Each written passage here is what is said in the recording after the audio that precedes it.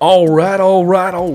I hate saying those words, but welcome back. We got the Frenemies episode 14, and today is a very, very special day. We've got, in Ryan's humble opinion, the best Kalana in the house. So great that Ryan's like, we got to let Daniel sit in for me the whole time. So welcome, Daniel. Welcome to the show. Out of towner. Yeah, out of towner. Came in from Arizona. Just for the podcast. Just for the podcast. Well, Daniel's sitting in. Ryan couldn't make it due to a work commitment he had to. We might see him later on. That's a little sneak peek. But sitting in is Daniel, and we're going to start off with a party question here. Sean, what's the party cue this week? All right, so Daniel kind of came up with it, but he said, Thanksgiving week, let's tie it in a little bit. I love Thanksgiving. And who doesn't love all the food on Thanksgiving? Football and food. So we're going to pick we're actually going to do this for the whole league. Yeah. We're going to pick a side dish from Thanksgiving that is the equivalent of your fantasy team. Yes. So go ahead and start it off there with Daniel over here. All right. So I picked, for Daniel, I called him the awkward garden salad. Because someone brings to Thanksgiving, you got like a Friendsgiving, a Thanksgiving, and someone brings that salad, and you're just like, are you kidding me? But no one knows why it's there, but it's good for you, right? It's like Daniel winning the title. It's like, what? But it's good for the league, right? It's good for the league. And it's green, like turtles. And it's green like turtles. And then if it is awkward, no one's going to say anything. Because you can't talk bad about a salad because then you look like the fat kid saying, I don't want the healthy thing. Daniel's good for you. All right? Yeah. That's what I have to go. Daniel's good for you. All right? So who do you got for Chris then, since he gave you such a great one there? Well, mine's a little bit more of a compliment there. Yeah, Chris is the turducken. Turducken, yes. Thielen is the chicken. Mahomes is the duck. Yes. And then encapsulating it all is Gurley, the turkey. Tall Gurley. That's a great one. You could easily get full off of it. Which I do at times. Alrighty. And what about you, Sean? You picked this one for yourself. Yeah, Explain. So I had to find something that, just looks great. Every year, you walk up to this food. It's the green bean casserole. It's like it's got cheese in it, onion straws, kind of crispy. It's this casserole that's just, it looks so good. And then you take a bite of it, and you're just always disappointed. And that's what happens in my fantasy team every year. I look at it at the beginning of the year. I show it to my friends. They're all like, oh, my gosh, you crushed it. The draft was awesome. And then my fantasy team sucks. So that's the disappointing green bean casserole. Sometimes, we're talking about if it's just cooked right, the right mixture, enough salt. It's got to be perfect, but, it can disappoint. I got to go to Daniel here. Please give us Ryan. Oh, I definitely put Ryan as the sweet potato casserole. Sweet, covered in marshmallows, but when you get underneath it all, there's just vegetables. It's just vegetables, and everyone's disappointed at that. Pretty gross vegetables. It's just potatoes. What about Phil? I love this one. You put this one down for him. Yeah, I had Phil as mashed potatoes. He's consistently good, a favorite of many, like the Patriots that he often gets compared to. Yeah.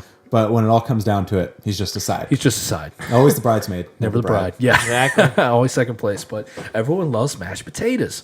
For David, man, Reverend David, I put you down as a ham.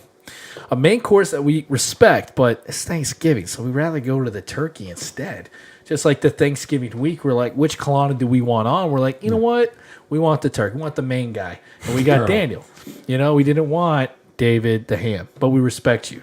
All power to you. I don't know why I said that, but yeah, turkey's better than ham for sure. Yeah, definitely. Joe there. Yeah, so Joe, you got the stuffing. Super good, but it's really easy to get full off of it. Kind of like how we got high on Joe last week, and then he goes and loses this week. I beat him. Thank you down. for benching that defense. And then he beat me by 0.5 points in the top 5. I'm not. Then go with Tim here. You picked this one up for Tim.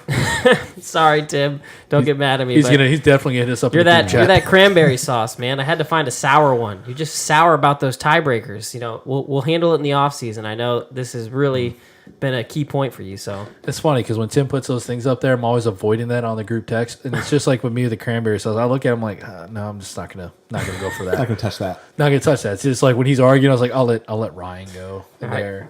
And then Chris, you had one for Morgan here. Morgan, you're the dessert wine. That's pretty self-explanatory for you, but always a good time, but only for beginners. That's just surface level. That's where you are in your fantasy level. You're not so a connoisseur far. Like the rest of us, maybe. But it's like, you're not that that fine wine. No, it's the dessert wine. Everyone's like, "Oh yay, fantasy football! Woo, I'm part of one." And you're like, "I'm always last place."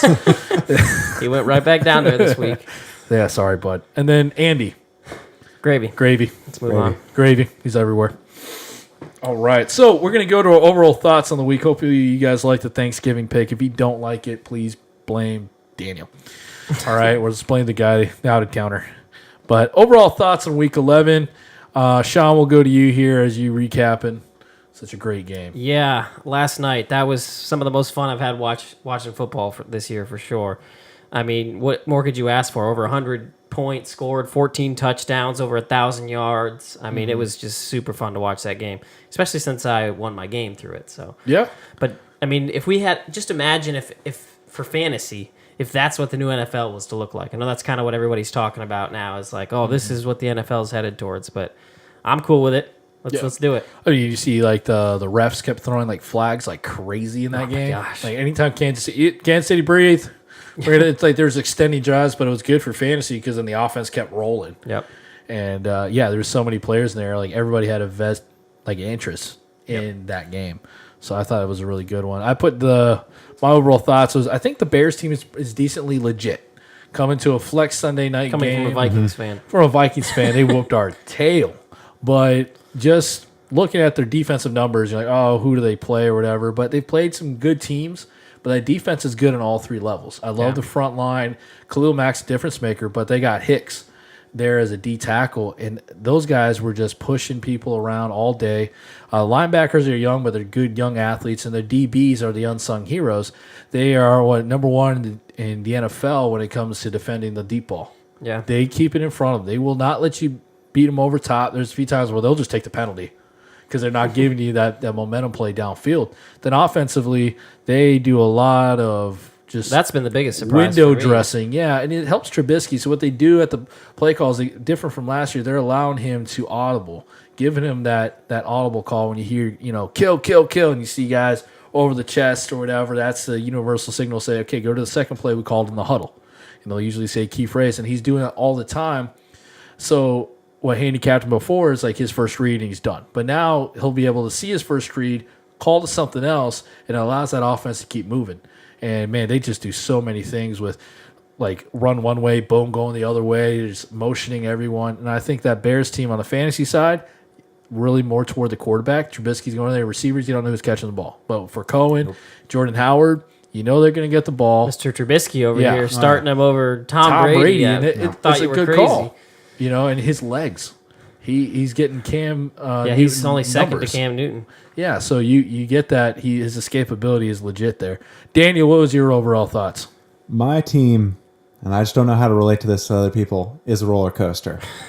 I will go from scoring close to 150 points a week to 77.7. Like not even on a bye week, it just happens. No one was really on bye. It just, So you don't know what's going to happen when you play Daniel. yeah, you're either going to get taken down by the best team in the league or a guy that named his team after a turtle. Is it like the Dr. Hyde? What was that thing? Yeah, Dr. Jekyll, Mr. Hyde. Mr. Hyde, that's what we get. Yeah. Yeah, I'm always hoping I get that Mr. Hyde when I was play. hoping I get Chris on a Vikings bye week. I only hit two guys. I got to do something with Rudolph. He's just killing me. But anyways, that's just me here.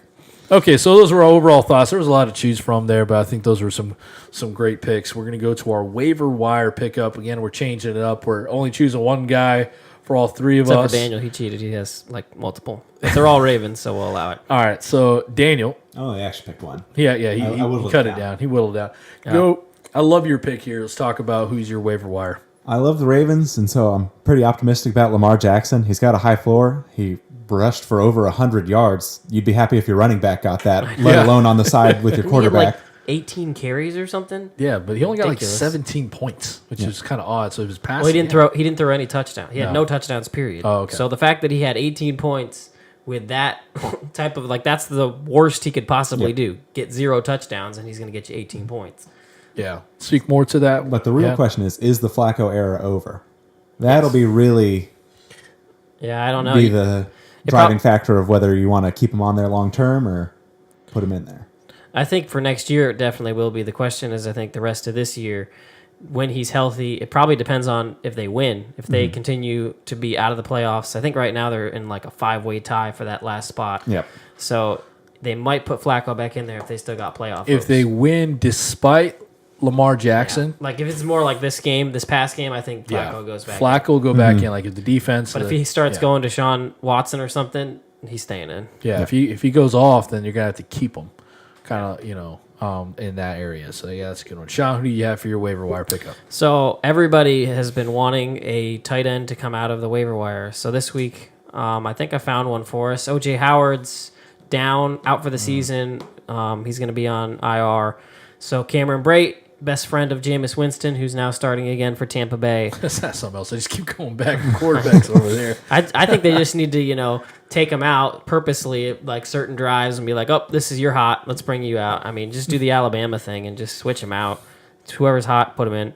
Because the other one comes in and then almost wins the game every time. It does. It's like, So Cameron Brate, I would pick him up.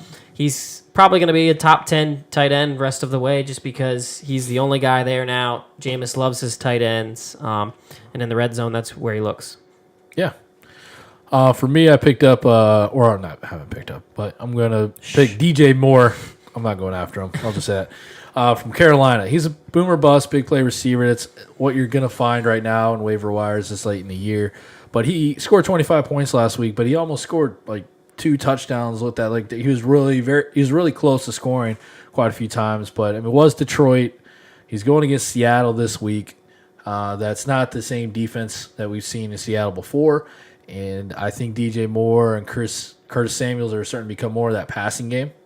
So I think both those guys coming in. I see Moore sitting more on the. I get it, Moore sitting more out there on the waiver wire. More people own Samuels, and I think Moore. If you're dying for another receiver in a waiver for a bye week, I think he's worth the run.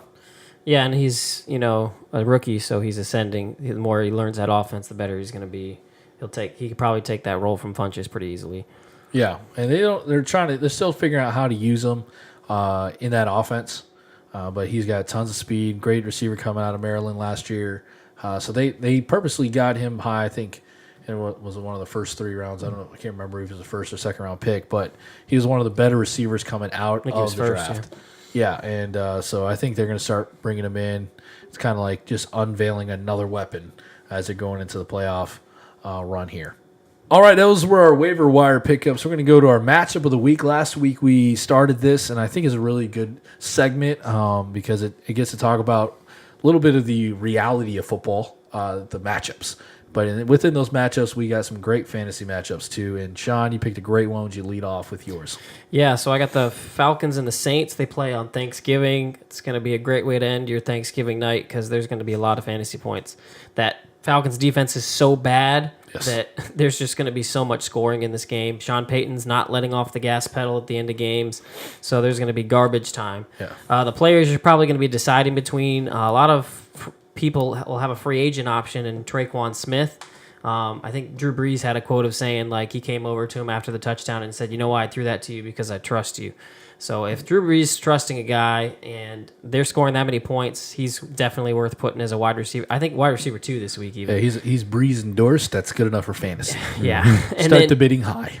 Another wide receiver 2 for their team is the Ridley. He's been rough the past few weeks. You can just ask Tim. Mm-hmm. But I think he comes back this week. Like I said, there'll be garbage time. Another one to throw out there is Hooper. We're always looking for tight ends. And he's probably... you've got Kittle. Kittle and Bits. Oh, man. I hated you outbetted me for Kittle. No, I forgot to put it in there. Yeah. I was like, ugh. No, I agree with you. The Falcons Saints thing. Whoever's playing Phil this week, sorry. Are you playing him?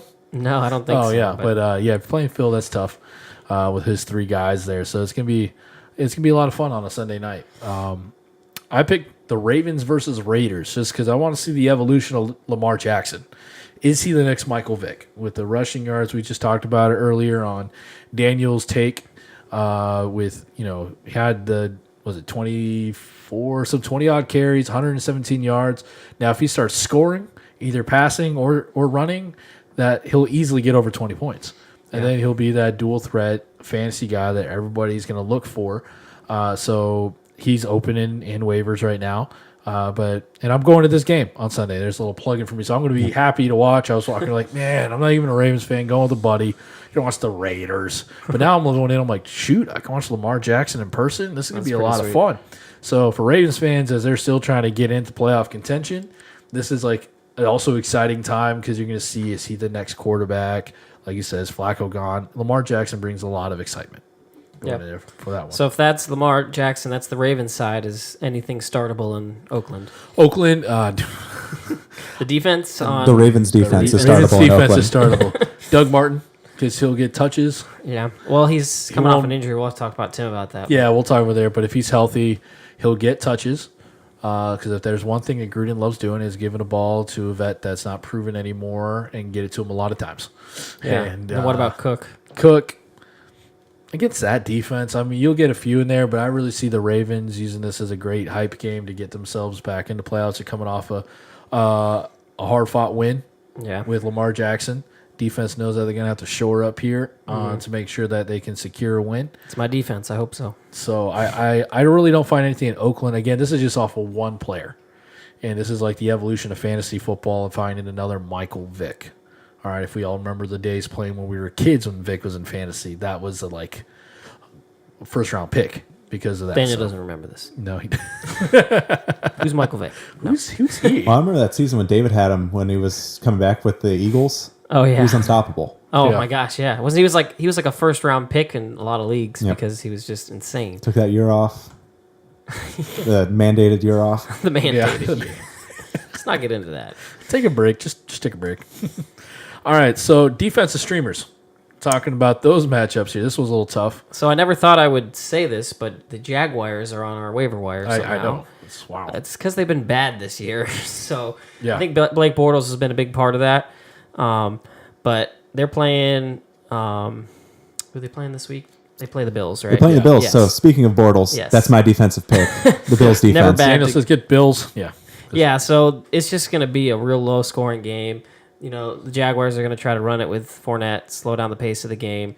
It's going to be just really low scoring. And Yeah. the Jags, they showed some promise last week. I mean, they slowed down that Steelers offense. They should have won that game. Oh my They should have won the gosh. game, but like you said, the Jags defense has really been hurting because of Bortles because they can't play with a lead. Yeah. So they have to play extremely tight, very perfect, looking for turnovers, looking to make big plays. Because if they can't get the run game going, which Fournette did in that first half, was awesome. He was a good return for him. But you're right, Bortles kind of hurts that defense. Yep. And then Daniel, you said Bills because Bortles is on the other side. Yeah, Bortles. All you need to know is Bortles. And then I went with the Colts because Miami is a mixed bag Hey. every week. So it's worth the gamble. Even with Tannehill coming I say back. Tannehill's coming back. Coming back here, I was like, well, if you're hurting for it and if you get October's outbid over. by the Jags or the Bills, then I would go with the Colts just because who knows. Yes, Brocktober's over. It's pretty tough. All about Brock. I'm done with Brock. So my dad calls him Tanny Ryan Hill. So Tanny Ryan. Right. Oh, okay, I'll have to say remember the same that. again. Okay, so let's go to the Pickup line. I heard there's a good one this line. week. All here. right, Morgan, this is just for you. All right. It's like, hey, girl, are you a beaver? Cause damn, like you just go up there, like that's she's gonna be impressed. She's gonna laugh. I mean, that's just boom right there to the point. We'll be seeing that on Morgan's Snapchat story Yeah. Yes, right Morgan, after this comes out. Yeah, I'm gonna see that. You send that snap to me live in person. All right, in Miami, I want to see you use that one and make sure I want to see their face when either they slap you or look at you dumbfounded Or laugh like "What?" we did. or laugh. That was too funny. Or maybe, just maybe, it'll work. If it does, man, it's just awesome. Found him a wife. If it's happily ever after, I'm giving the speech. I'm giving the speech, man, and I'm going to open up with that. It's only going to be my speech. That it. pickup line, but what in real pickup fantasy? So what do yeah, we the got? pickup line is somebody last week that was picked up and was a great choice of a pickup. And Ryan, the lucky one, continues. And I looked at his lineup. I'm like, you're starting Christian Kirk? What the heck? And then he goes and has that game. I mean, he Yeah. had a touchdown. Yeah. So Christian Kirk, it worked except for his team lost. So Yeah, it didn't great really call help to that much. Christian Kirk there. Yeah. Oh, I always debated picking him up too, but I was like, no, and I had They seem to be Fitzgerald rolling a little still. bit more with the new offensive coordinator. So like we talked about that last week. So And who do we got is the player on the bench that we should start this week? So I know it's hard. I had this issue. I started Dalvin Cook, and he in some leagues, if you're in a standard league, I think he got you negative points, and it was rough against those Bears. But what I saw a lot of was he basically was being the sixth offensive lineman. They were under so much pressure with that Khalil Mack-led defensive line. I think you just got to start him back up again, playing Green Bay. Is that right? No, they're not playing Green Bay. No, they're playing Detroit. Oh, no, you're talking the Vikings? Yes. Yeah, they're playing Green Bay Sunday night. Yeah. So they're playing Green Bay. There's going to be a lot of points scored. And I think that offensive line will fare a little better against that Green Bay defensive line. Like I said, it's going to be tough. You're going to want to bench him after that, but put Dalvin Cook back in there. I think he'll be happy you did. And then also just got to do a little back pat for myself here.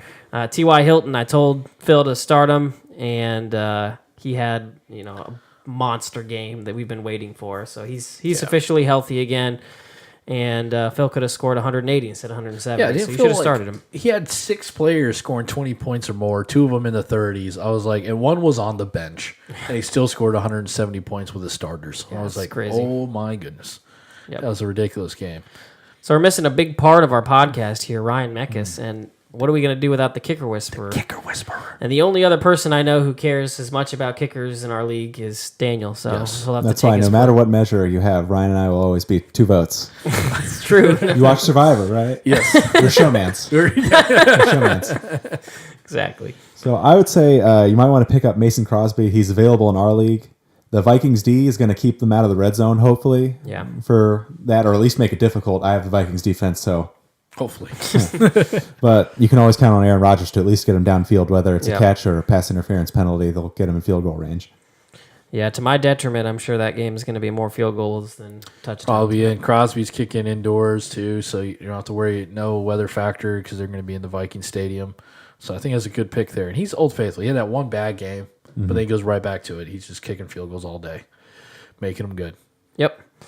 And then last here, we're going to go to Tim for his injury report. And yeah, here you go. Take it away, Doc. All right, we're here with Tim for the injury report. A little bit lighter of a week this week. I think it kind of coincides too. This is just something I just observed quickly as I was going over the notes. A lot of teams are being a little bit more vague with their injuries. A little harder to find information on them. It's part of the strategy, I suppose, to building out your injury report every week. Making the lines kind of hard, but it also makes my job a little harder. So I can just offer you less information. It's great though because I get paid either way. I'm just kidding. So I have a couple of tight ends on my list. This one hurts me deeply. OJ Howard got put on injured reserve today. He got a second opinion on his ankle. Second year in a row that he got put on injured reserve with an ankle injury, which is a real shame because he did have quite a good season so far. Yeah. It's elevating for sure. Yeah, so he was definitely trending up. I'm pretty sad to see that. This is the only week I really needed him with Kelsey, there. Kelsey's on a bye this week. So for those of you that have an OJ Howard, go find somebody like a Cameron Brate or, another tight end that may have a decent matchup and just you have to shoot. Join the rest of us down in this disgusting pool of tight ends. It's nice to have a wide receiver one in the tight end position most of the time. And so I'm going to experience it in the fullest this week, I think. Yeah. Another tight end, Jimmy Graham, broken thumb. So he's going to try to play through it. He says, we'll see how that goes. My guess is he'll get a shot or an injection of some sort to limit the pain. I'm not an expert, Tim, but I believe you need your thumbs to catch footballs. That's something that kind of sets us apart as humans, as having those opposable thumbs, and they do a lot in the way of catching. So I imagine that he'll have a pretty good splint on there, not allowing any mobility. They'll probably put a little stickum on there or something to kind of help with that. But I think that's really going to be difficult for him to go up and make plays. Usually he's a red zone target. There's a lot of congestion. A lot of contested passes that he needs to go up at strong, and I think it's a questionable move, both from the Packers standpoint, that's not reliable, and then from his point, he's just not going to be that that helpful. I mean, he was trending down already. I would almost just give up on him at this point. I would venture into the waiver wire this week over Jimmy Graham in almost every case. And then Gronk, this has been such a hard one for people, but he's expected back this week. I would watch, make sure his practice reps are still trending in the right direction. I'd also like to see him warm up because it sounds like his back injury was one that kind of would just, flare up at times. And so just make sure that he goes through the week okay. But I expect to see him out there this weekend and have a good game. So Joe Flacco's on my list. He was having a hip injury. Harbaugh, after the game on Sunday, indicated that he's already unlikely to play on, week 12. So here comes Lamar Jackson all of a sudden. So I know you guys talked a little bit about, does Joe Flacco hit the field again this year? I think that'll be an interesting thing to watch. And from a fantasy perspective, Lamar Jackson, I kind of talked about it a little bit last week, his fantasy floor there. He's a runner, so he's going to get the rushing yards. He's the first, running quarterback with over 100 yards on the ground in some time, as far as I remember. So he has that floor there. He had 18 fantasy points and didn't score a touchdown. Exactly. I doubt he'll have 100 yards rushing every week, but eventually he'll throw it or run for Oakland, a touchdown. So he might. Yeah. So. He's got a good fantasy floor. He's got good options there, and honestly, he could have a high ceiling too. So, I think he's a great fantasy option for those people who are, maybe you lost Jared Goff or you lost Patrick Mahomes for this week. Lamar Jackson could be a good alternative for you. Yep.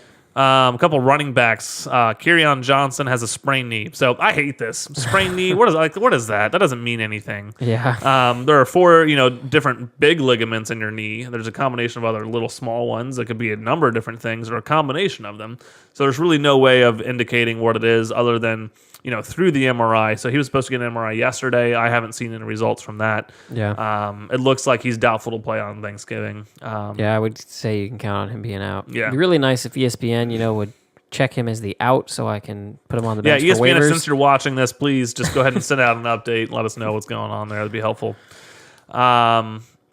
Doug Martin had an ankle injury, so he was kind of surprising. They didn't really list an injury report during the game, but he just wasn't there available in the second half. Apparently, they're not too worried about it, but if he wasn't able to finish a game or even show up on the second half of the game, I'd be concerned about this, just because ankle injuries can linger. They can affect your mobility, your ability to cut, all that sort of stuff, and I would just kind of keep track of that, watch his practice reps, and he's going against a tough Baltimore Ravens matchup this week, so I'd be kind of concerned about him moving forward.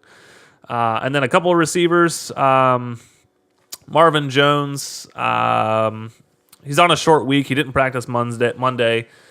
He's still coming back from that bone bruise. I would not expect him this week again. I think, especially with having a 10-day rest after this game, I think it'd be a little foolish to rush him back a little bit too soon. Yeah. A la Cooper Kupp. So, hopefully they manage him correctly. They not do like the right they're going to thing the for him. playoffs or anything. So. Right. So they're not playing for a ton. But look for him, if he's I would look for full participation, look for him to warm up, if he's even trending in that direction. Then AJ Green, so he warmed up on Sunday.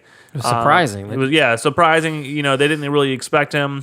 He was a game time decision, which I think is cutting it closer than a lot of people thought they would be. So he's likely going to be a game time decision again this next week. So if he was that close on this Sunday, another week down. I'm a little concerned about the matchup here, though. So this is my personal take on it. Coming back from an injury is always a challenge. But coming back against an injury, against a good cornerback. So Denzel Ward is sneaky good. So this rookie is kind of coming in. Calvin Ridley. Yeah, So you need to come in and you need to be aware of this as a fantasy manager, that Denzel Ward is a rookie cornerback, but you need to be aware of him in the same conversation as some of the other top notch corners that are out there. Kind of like how we treated Jalen Ramsey in his rookie year. Right. So be aware of him. Be aware of where he lines up on the field. He does disrupt the passing game and make it very difficult for receivers. So, and then I did forget one quarterback, Mitch Trubisky. Very vague in their injury description. Shoulder injury, limited on Monday.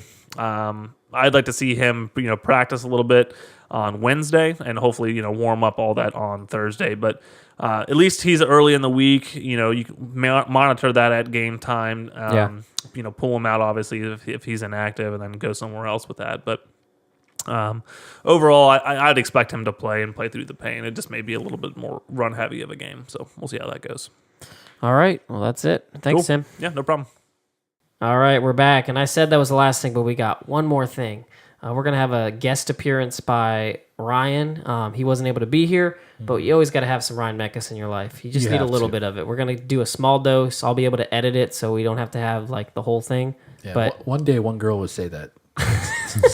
You got to have a little Ryan Mekas in your life. Maybe. No? He said no. All right, Ryan, let's go. so, yeah, there you go, Ryan. It's been a long night. I'm drinking away my sorrows.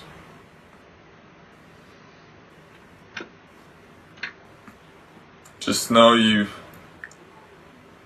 haven't seen the last of me yet.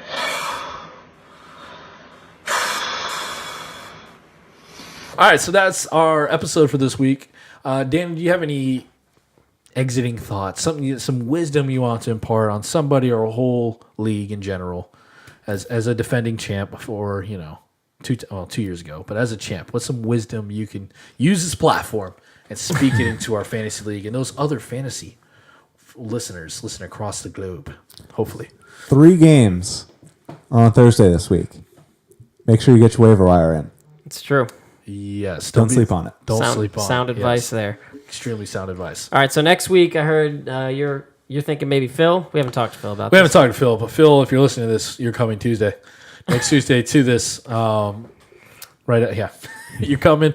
And then, we're getting closer to playoff time. Guys, the standings is getting extremely close. Can you recap really quick where we're sitting Yeah, at let me- 1 through 4? Yeah, I'll pull in that our up real league? quick. I know people usually turn us off at this time, but stay on real still. Yeah, in case you're interested in how our league's going, we got Man of the People, which is Ryan Mekas himself. He's sitting at top where he's been all year, but he's now being challenged by Tim. Yes. Tim's in second place. They're both 11-3. So I think I had told 8-3. Ryan that he was assured a playoff 11-3 spot, on that.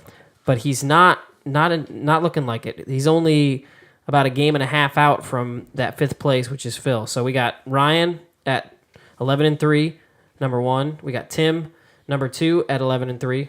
We got Chris at 10.5-4, thanks to Yes, David's thanks to the half scoring wins. system. Thank you, David. So he's in the playoffs. And then that final playoff spot is to Joe at 10-5.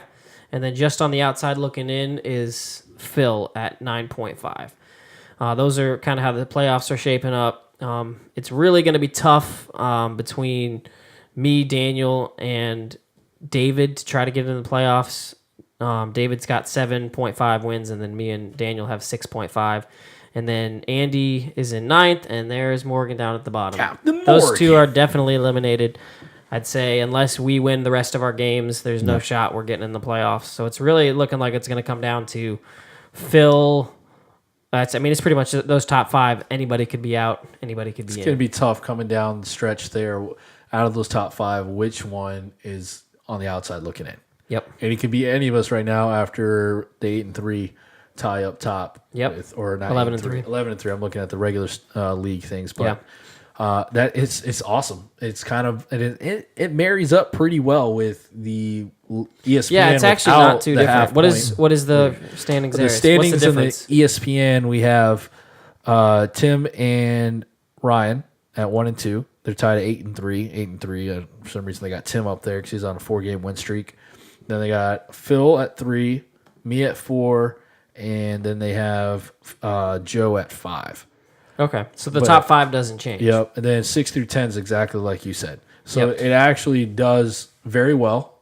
And then, but the half point is different enough to really gift the top scoring each week. So it's not like if you and I consolation played prize. and we both scored like crazy, but you didn't get the L because I beat you by 1 point. So I think it's actually working out really well. David, I'm liking it. I want to know what the one of the only 2 no voters is. What are you saying? Well, after dropping 77.7 points this week, It hurt to lose that extra half a win. I think it's good because it makes the other games more interesting, especially Okay. if you're going to not win. You still Yeah. have something to play for, but I don't know. Yeah, Yeah. I think Joe got a half a win this He week. still got a half. That's why it's still closer in the top 5. My Yahoo league. David got a half a win this week. Right.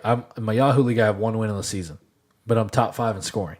It's like I told him, I was like, I'm like Kansas City's defense. Everybody has a great game against me. They're offensively just scoring on me. Yeah. But yet I'm like last place, but I'm one of the elite scorers in the league. I'm just bad luck. It just balances the power, I think. It does. So we're gonna revisit it and kind of tweak it a little bit. For Tim, we'll work on the tiebreakers. We'll do our best, Tim.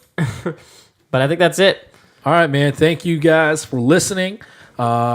Have a happy Thanksgiving while you're at Thanksgiving dinner. Talk about this podcast. Get more listeners. I don't care if your grandmother listens.